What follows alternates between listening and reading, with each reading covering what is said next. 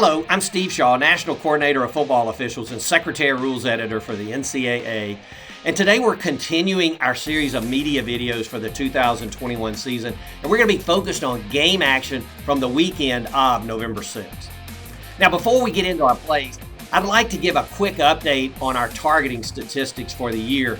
And as we've moved through the season, the targeting numbers have declined, and that's a good thing. So through week 10, this past weekend, we are averaging 0.22 targeting fouls enforced in every game in FBS. And so that's about one foul enforced in every 4.5 games, and that number is pretty good. We have had 140 fouls enforced with another 102 that have been overturned by replay. And we've only had 5 players that have committed multiple targeting fouls in the season. 5 players have committed 2, and no player has committed 3 targeting fouls this season.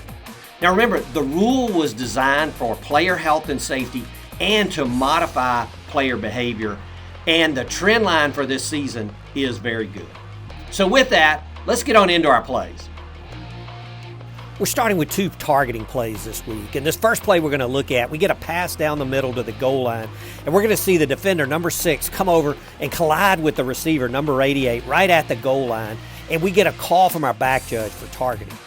Now, replay is going to go back and take a look at this, and remember, they have to confirm all aspects of the play for it to be targeting. So, first aspect, we do have a defenseless player. No question, the receiver is still defenseless, can't defend himself.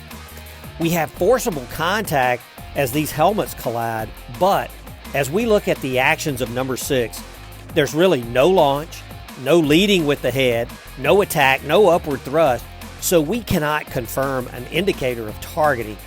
And really, the defender is just running through here, so there's no targeting. And remember, just because helmets collide does not always mean that we're going to have a targeting foul. We've got to confirm all aspects, including an indicator of targeting, for the foul to be applied. Play 2, we get a quarterback draw right up the middle, and he's tackled right at the 1-yard line, but the quarterback stays down. He's injured on the play. Now, this play really didn't jump out at us on the first look, but as we go back and take a look at the hit, we're going to see the defender lowers his head and attacks the quarterback with the crown of the helmet, a very dangerous technique. Now, no flag was thrown on the field, but we know that replay can come in on this and take a look at targeting. And so as we go back and look at it, they have to have 2 components for targeting with the crown of the helmet. Number 1 is there has to be an indicator of targeting, and it's pretty straightforward here as the player lowers his head and he leads with the head. And then there's no question this player attacks with the crown of the helmet right into his opponent. So replay will initiate the targeting foul from the booth, and the defender is going to be disqualified here. And really, if the defender would simply keep his head up on this play, there'd be no foul, and both players could play the next play. Play 3 is actually going to be a 2-play vignette concerning the components of a catch. And now let's go back and take a quick look at the rule. And so for a player to catch a ball, they, number 1, have to secure firm control of the ball with their hands or arms. Number 2, they've got to touch the ground inbounds with any body part. And then number 3, they've got to maintain control of the ball long enough to enable that player to perform an act common to the game, and we see some examples here. Now, it's also worth noting that if a player goes to the ground in the act of catching a pass, the player must maintain complete and continuous control of the ball throughout the process of contacting the ground, whether in the field of play or in the end zone.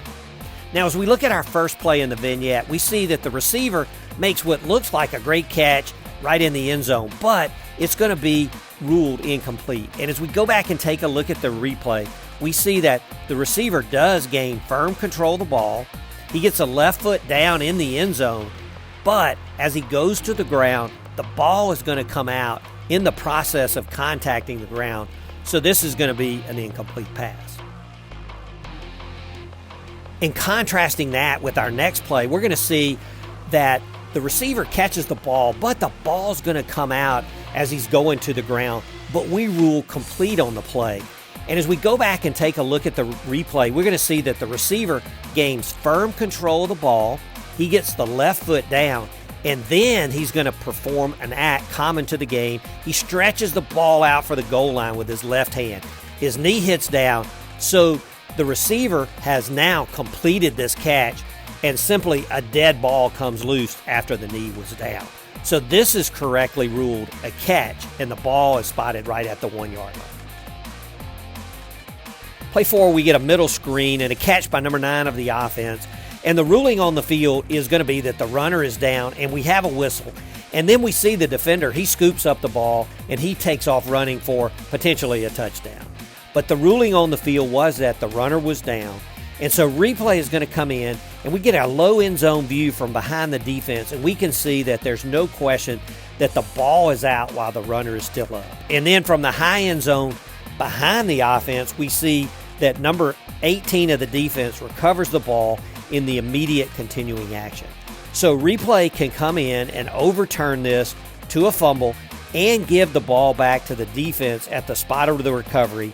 They've got to have both of those components, but since the play was blown dead, the defense is not allowed to return the ball. So it's going to be 1st and 10 for the defense at the spot of the recovery, no advance.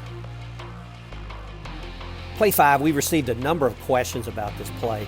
And what we're going to see is the quarterback fakes a handoff, runs to the left. It looks like a design run, but he's really trapped behind the line. He's outside the tackle box, so he's simply going to throw the ball away well beyond the neutral zone and out of bounds. Now, as we go back and look at the play, we're going to have multiple linemen downfield at the release of the pass. One is at the 5 yard line, one is at the 8 yard line, well beyond the 3 yards allowed beyond the neutral zone. So why is this not a foul for an eligible receiver downfield?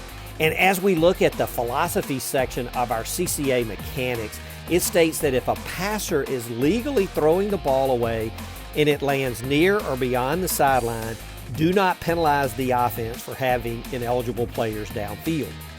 Now, this rule to allow the quarterback to throw the ball away was really put in as a player safety rule to allow the quarterback to get rid of the ball and avoid unnecessary hits. And so in that situation with linemen downfield, there's no advantage gained by the offense, so simply there's no foul.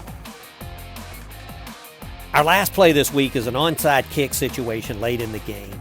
And we're going to see the kick. It's effective. It takes a late, huge hop. And we see number 84 of the receiving team. He's going to go up and bat the ball back out of bounds just before he takes a legal hit from a kicking team player. Now, it's a smart play as the receivers, they did touch the kick in bounds, but they're going to get to put the ball in play at the inbound spot where the ball went out of bounds. But let's talk about the batting by number 84 and what makes it legal. The rule states that no player may bat a loose ball forward in the field of play, but they can bat this loose ball backward or flat or parallel to their goal line, just not forward. So that's exactly what he did. He batted it backwards. Smart play, legal play, and the receiving team gets the ball at the inbound spot. Well, that's it for our video this week, and we appreciate your time invested in watching. And we also appreciate the ongoing feedback. That is so helpful to us as we pick plays for future videos. So best of luck to all this week, and stay safe and healthy.